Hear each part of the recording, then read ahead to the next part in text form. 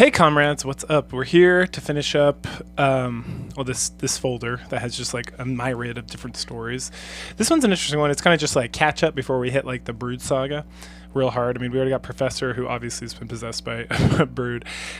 But in this one, we learn the fate of Illyanna, and then we get some like Marvel team-ups, which are like pseudo-canon in my opinion, because they tend to just like exist and not always like keep track of what's going on in the main X-Men. But sometimes we got stuff that is more relevant or that kind of ties back. Anyway, so this last one's just like a hodgepodge. It's not really an arc. So episode or issue Uncanny X-Men 160 starts off. Somebody's watching the X-Men train in the Danger Room. We have this is post Dracula, so Aurora's having some issues with that. We also have Illyanna watching them train. Well, no, sorry, we're not in the Danger Room. We are in like that weird island with the temple. Scott's seeing his brother with his dad. Professor X is knocked out with the Brood. So all we have left is Kitty, Colossus, Nightcrawler, and Wolverine. And then Illyanna's sitting there watching, and then someone's like, please come to me, I'm going to take you to paradise. And she's like, sounds fun. And so she like wanders off into this temple area. Kitty tries to follow her, and both of them kind of like disappear. We then get some after effects from Aurora trying to, like, she's not sleeping well, she's still having bad nightmares, and she feels like she's a little out of control because of the whole Dracula issue. But she's starting to take more control over her life. The whole thing goes pretty quick, and then they're like, hey, where's Illyanna and Kitty? And Wolverine's like, I smell them over that way, so let's go. So they head over there, and they'll get teleported to like this bizarre world. We then pick up elsewhere with Kitty, and behind her is Nightcrawler. So it's like, oh, thank goodness. But it's not Nightcrawler. It's some weird demon version of Nightcrawler who's like, ooh, hoo, hoo, hoo, hoo. Anyway, so he chases her to this demon character who we find out, or who identifies himself as Belasco. Switching over to Peter and Storm, they're wandering around. Storm gets caught by some tentacles, and then Peter gets teleported out of there. And then she gains like all the powers of all the X-Men for a minute, and kind of is able to break herself free. Meanwhile, back over with Kitty, she's now in a crystal chamber that does not allow her to like teleport out of there or to like phase out of there. And Belasco's taunting her. Illyanna's there. She seems kind of like nonplussed about the whole situation. She's just like, oh, hey, what's up? And then Kurt's like chit-chatting with her. Belasco declares himself to be a demon, that he's trapped here. He's going to find his way out. He fought Khazar. He fought somebody else. And then this big brute shows up named Sim. On the ground is a skeleton. It gets identified as Wolverine's skeleton, and it's like the adamantium left over from like when Wolverine was killed. And Kitty's like, how? What? No. And then the guy's like, oh, taking a skeleton out of her body is super easy. And he takes her skeleton out of her body and has it just like float there. And he's like, aha! He then gets this like medallion to Illyanna. Meanwhile, Nightcrawler has like found this area, and he's just kind of scoping it out and watching. Elsewhere, Aurora wakes up. She's in like this beautiful area of the temple. She's swimming around. She finds some clothes that fit her because hers got destroyed. And then we have like an ominous presence that mentions that they'll see each other again, and that she's going to help her figure out a way to destroy Belasco if needed. The Nightcrawlers then bump into each other and fight. Our Nightcrawler clearly wins.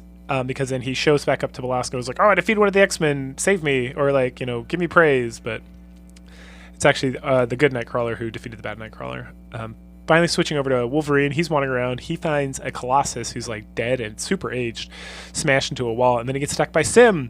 They fight. And then Wolverine gets like teleported out of there, right? As Sim's about to bash him upside the head. Colossus shows up and he's like, I'm going to beat the shit out of you. And then Sim throws like part of the bone of like the claw bone that he got from the Wolverine skeleton at Colossus.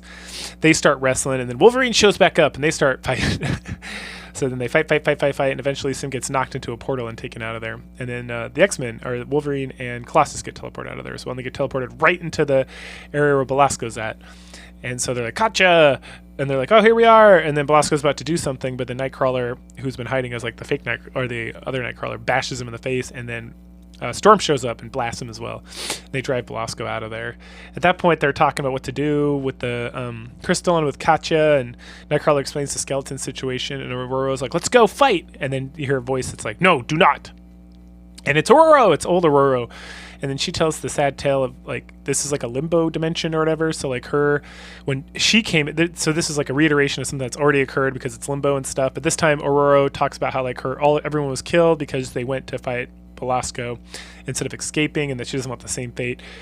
She's way older now. She mentions that she's lost her mutant powers, essentially, but now she has sorcerer powers, and so she's able to put Katya's, or Kitty's skeleton back in. We then get this like funny thing where it's like this guy teleports in and Wolverine kills him, and it's like seconds later. And then they're talking about how they got to get out of there, and Colossus has Illyanna and everything, and then Belasco shows up with all his minions, including Sim, and old Aurora starts fighting while also teleporting them away.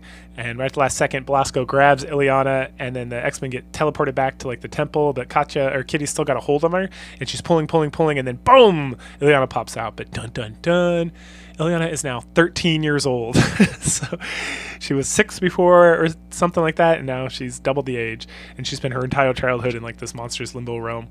So they're talking, Colossus talks about his feelings for his sister. He goes in there, they chit chat for a bit, and then she falls asleep. And what he doesn't notice is that she has this medallion in her hand, and the medallion is got bloodstones, and it's the thing that Belasco gave her. And it's like dun dun dun, and we get answers on that much later.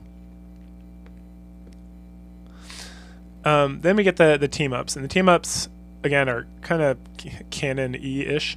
First one is mostly the Fantastic Four and Wolverine are going back and forth, and there's like a woman there's like a couple mutants that showed up on the radar, and so they contact the Professor X, and he's like, oh yeah, I detected that too, I was going to investigate, but you guys are going to go? Sounds good. So then they head to this church, and they find Sean, and Sean is Karma, who shows up with the New Mutants.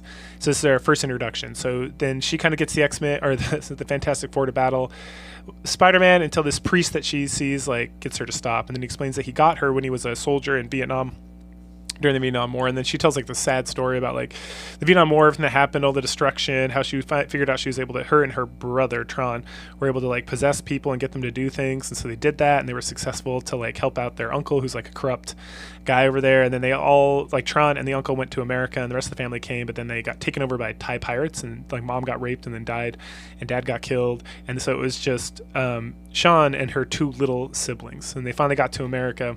They met up with the uncle and Tron, and then they were working for him for a while, but then at some point she didn't want to work anymore, so the uncle kidnapped the younger 2 children and forced her to work as well. And so she tells this, and they're like, oh, where are they at? Oh, this pirate ship, so let's go. So they go, and they like fight, but then Tron starts using his powers, and he's older and much better at using these powers, so he's getting there's a big fight between all the Fantastic Four and Spider-Man and stuff, and it goes, and Sean this whole time's knocked out, but finally she wakes up, orders her brother to stop, he won't, so then she uses her power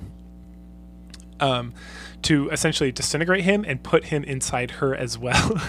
And there's this whole like metaphoric thing where she's got like half the yin yang on her like uniform, and he's got the other half, and then they merge together because she merged her brother's essence in with her. And then the Fantastic Four like help her, they bring like the children back, and she's like, call me Karma if you ever need anything. And so then they head out, and there's your second part of this Marvel fanfare. Oh yeah, so that's Karma. She's a super big important part of the New Mutants when we get to there.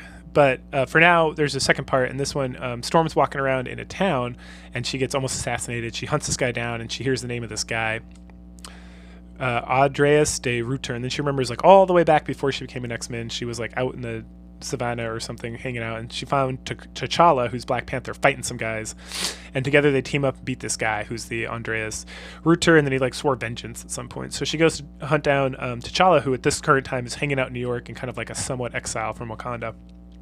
So she reveals the information. They like have a nice chit chat about getting back together and like hanging out, and they like break into this guy's old mansion, and inside there's a robot. So they fight that robot, finally defeat it, and then walk into the room, and there's Andreas, but he's dead. So he had some sort of psychic link with the robot. When they destroyed the robot, it killed him as well, and they're just like, well, pathetic old man.